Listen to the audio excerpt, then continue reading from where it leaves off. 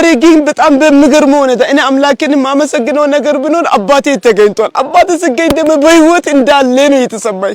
ህዝቡን ክፉ አይንካው፣ የጋሞ ህዝብን ክፉ አይንካው።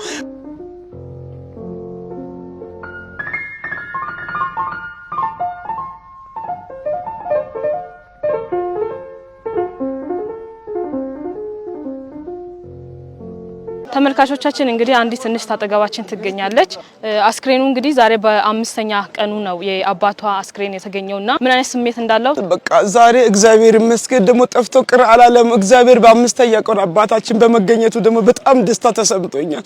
እያለቀስኩ እየጮህኩ ነበር። በእውነት እስካሁን ተረጋግቻ አልነበረም። እኔ በበኩሌ ታስሬ ነበር። ምክንያቱም ሙሉ ቤተሰብ ማንም የሚያስተዳድር የለም፣ አቅም ያለው የለም፣ ንብረት የለው፣ ግራ ገብቶናል። ዛሬ ግን በጣም በሚገርመው ሁኔታ እኔ አምላኬን ማመሰግነው ነገር ቢኖር አባቴ ተገኝቷል። አባቴ ሲገኝ ደግሞ በህይወት እንዳለ ነው የተሰማኝ።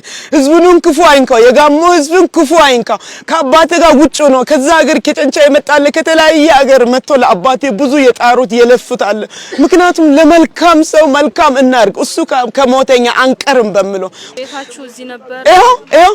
ይሄኛ ቤት ነው። ይሄ ነው ማሳችን፣ ቤታችን ይሄ ነው። ይሄ አሁን ይሄ ሰው የተቀመጠበት ይሄ እንዳለ ይሄ እንደዚህ ዞሮ ይሄ የአባቴ መሬት ነው። እስከዛ ድረስ ደርሶ ይሄ ሁሉ ለአባቴ መሬት ነው። አባትሽን ብቻ ነው ወይስ ሌላ ሰውም አደጋው ይደረሰበት አለ? እናቴ አደጋ ደርሳለ፣ አልሞተችም። ወንድምም እንደዛ አካል ጎዶሎ ሆኗል፣ መንቀሳቀስ አይችሉም፣ ተርፈዋል።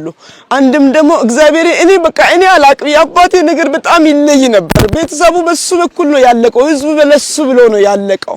እውነት እኔ ምን እንደምላችሁ አላቅም። አንድ ሰው እርቃናው እንዴት ይኖራል? አሁን የጋሞ ቴሌቪዥን ላይ እግዚአብሔር እውነት እናንተ ለኛ እጃችሁን እንድትዘረጉ እናቴ አሁን ይሄ አጥንቷ እንደዚህ ተከፍቷል። እኔ ቅድም አይቼ ለራስ ፈንት ስቼ ነው ሰው ከዛ ተሸክሞ ያመጣው። እንዴት ነው አንቺ የተከሰተሽው? እዚህ ነበር? እዛ አልነበርኩም፣ አዲስ አበባ ነበርኩ። እኔ የምኖረው እንደዚህ አዲስ አበባ ስራ በመሰራ ይሄን ተከሰተ ተብዬ አይደለም፣ አጋጣሚ የሆነ ነገር ተፈጥሯል በሚለው ነው እንጂ ይሄ ይፈጠራልን ብዬ አላሰብኩትም። አርባ ምንጭ ከደረስኩት በኋላ ነው ይሄ ነገር እየሰማው ሰምቼም እንደው እውነት ለመናገር እንዴት ይሆናል አባቴ በእንደዛ አይነት ሊሞት አይችልም አልኩት። በቃ መጀመሪያም አልሞተም ብሎ አታሎ ነበር የመጣው። እውነትም ሞቶ እንደመህረሰ ሳይገኝ ስቅር ውስጥ ይቆሰለ ህዝቡ እንዳለ ውጭ ነው የሚያድረው። እሱን ስፈለገ 5-6 ቤተሰብ የሞተ አለ እዚህ ውስጥ አትይም። ግን ማንም የራሱን ንብረት የራሱን ልጅ የፈለገን አባት ነው የሚፈልገው። እሱ አልቆ እሱ ለውሻ ለእንስሳ ለድመት ለበጎች እንኳን መልካም አባት ነው። ከአፍ አውጥቶ የሚያጎርስ አባት ነው።